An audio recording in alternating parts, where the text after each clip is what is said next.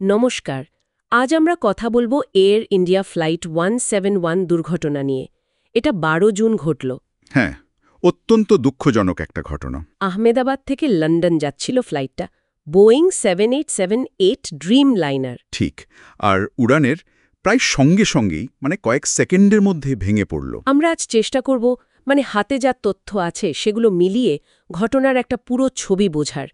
এর পেছনের কারণ, প্রতিক্রিয়া আর এর প্রভাব কি হতে পারে এই সব নিয়ে কথা বলবো। অবশ্যই। আর এটা তো বলতেই হবে, এই ঘটনাটা বিশেষভাবে গুরুত্বপূর্ণ, কারণ এটা বোয়িং 787 ড্রিম লাইনারের প্রথম ফেটাল অ্যাক্সিডেন্ট, যাকে বলে হাল লস। তাই তো আমি ভাবছিলাম, তার এই মডেলের প্লেনের আগে এত মারাত্মক দুর্ঘটনায় পড়েনি। না, এটাই প্রথম। টেক অফের ঠিক পরেই, খুব বেশি উঁচুতে ওঠেনি, ধরুন ৬২৫ ফুটের মতো। মাত্র ৬২৫ ফুট? হ্যাঁ, ওই উচ্চতাতেই কন্ট্রোল হারায় প্লেনটা। আর আহমেদাবাদের মেঘানীনগরে বিজে মেডিকেল কলেজের একটা বিল্ডিংয়ে গিয়ে সোজা ধাক্কা মারে। উফ!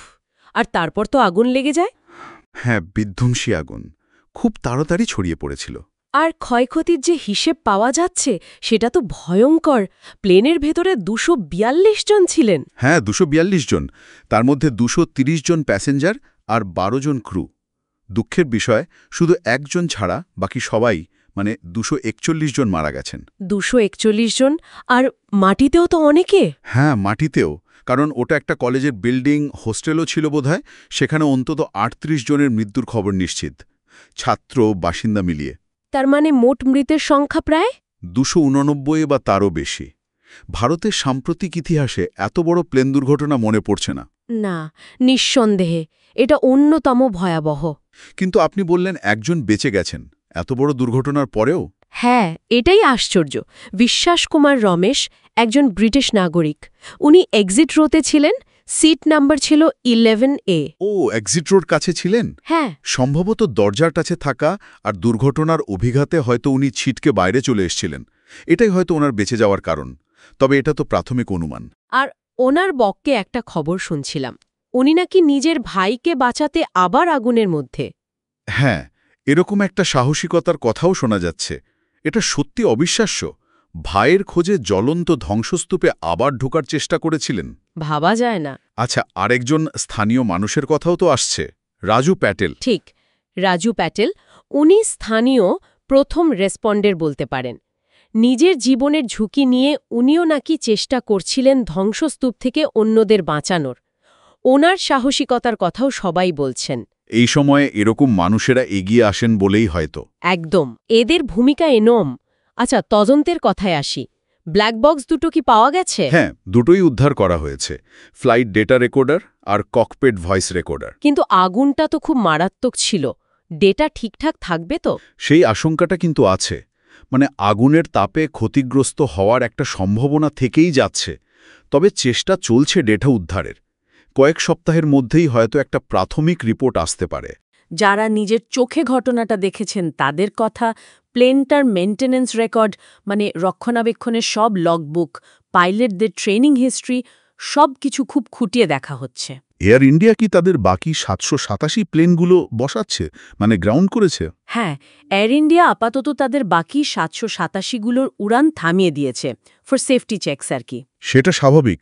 আচ্ছা, দুর্ঘটনার সম্ভাব্য কারণ নিয়ে কি কিছু শোনা যাচ্ছে, প্রাথমিক স্তরে? কিছু কথা ভাসছে, যেমন টেক অফের পর গিয়ার বা ফ্ল্যাপস ওগুলো নাকি গোটানো হয়নি বা হতে দেরি হয়েছিল, এরকম একটা সম্ভাবনা। গিয়ার বা ফ্ল্যাপস? হ্যাঁ, আবার ইঞ্জিন ফেলিয়ার বা ইলেকট্রিক্যাল কোনো বড় সমস্যার কথাও কেউ কেউ বলছেন। কিন্তু এগুলোর সবই এখনো জল্পনা। তদন্ত শেষ না হওয়া পর্যন্ত নিশ্চিত করে কিছু বলা মুশকিল। ঠিক।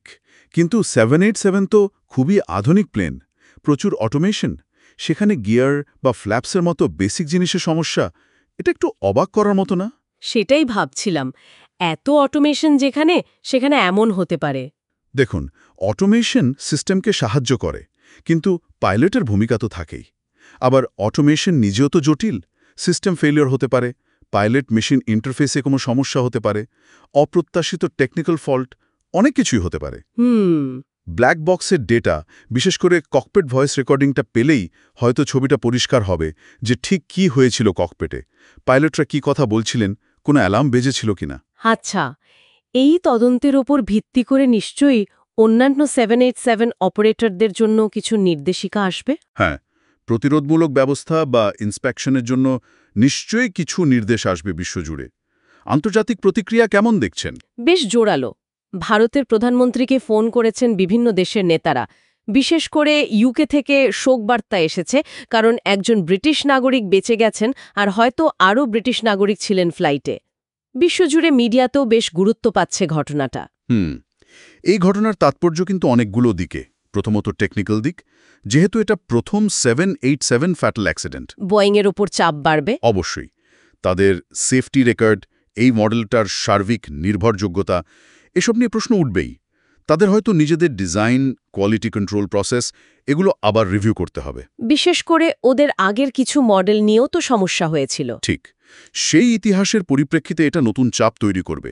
দ্বিতীয়ত সেফটি, মানে বিশ্বজুড়ে যে অন্যান্য এয়ারলাইন 787 চালাচ্ছে তাদের সেফটি প্রোটোকল, মেনটেনেন্স শিডিউল এগুলো হয়তো আরও কড়াকড়ি হবে। মানে গ্লোবাল এভিয়েশন সেফটির ওপর এর প্রভাব পড়বে। আর তৃতীয় এবং সম্ভবত সবচেয়ে গুরুত্বপূর্ণ দিকটা হলো মানবিক। এতগুলো জীবন চলে গেল, মাটিতেও অনেকে মারা গেলেন। হ্যাঁ, আর সেটা একটা শহরের ভেতরে, বিমানবন্দরের কাছে। একদম। এই ঘটনাটা আবার চোখে আঙুল দিয়ে দেখিয়ে দিল যে বিমানবন্দরের আশেপাশে ঘন বসতিপূর্ণ এলাকা থাকাটা কতটা ঝুঁকিপূর্ণ হতে পারে। ডিজাস্টার ম্যানেজমেন্ট, আরবান প্ল্যানিং, এই বিষয়গুলো আবার সামনে চলে আসছে। ঠিক বলেছেন। মানে এই একটা ঘটনা aviation safety, technology, urban risk, emergency response কতগুলো বিষয়কে একসঙ্গে সামনে এনে দিল। এখন অপেক্ষা তদন্তের চূড়ান্ত রিপোর্টের। আর জানা গেছে নিহতদের পরিবারকে সরকারি নিয়ম অনুযায়ী ক্ষতিপূরণ দেওয়া হবে। ভারতে মাথাপিছু 1.25 কোটি টাকা দেওয়ার কথা আছে। আচ্ছা, সবশেষে একটা প্রশ্ন রেখে যাই। আমরা তো দুর্ঘটনার কারণ খুঁজছি, যান্ত্রিক ত্রুটি, পাইলটের ভুল নাকি অন্য কিছু, কিন্তু এর বাইরে গিয়ে ভাবলে এই ঘটনাটা কি আমাদের একটা বড় প্রশ্নের দিকে ঠেলে দিচ্ছে? কিরকম? মানে বিমানের প্রযুক্তি যত উন্নত, যত জটিল হচ্ছে, সেটা যে পরিবেশে চলছে, মানে আমাদের এই ঘন বসতিপূর্ণ শহরগুলো, সেই পরিবেশের সঙ্গে তার সংঘাতের ঝুঁকিটাও কি পাল্লা দিয়ে বাড়ছে? এই টেকনোলজি আর আরবান এনভায়রনমেন্টের ইন্টারঅ্যাকশন নিয়ে কি আমাদের আরও ভাবা উচিত নয়? এটা কিন্তু খুব গুরুত্বপূর্ণ একটা পয়েন্ট। প্রযুক্তি বনাম পরিবেশ, এর ভারসাম্যটা কোথায়? এটা সত্যিই ভাবার বিষয়। দেখা যাক তদন্ত কোন দিকে এগোয়। আজকের মতো এখানেই শেষ করছি।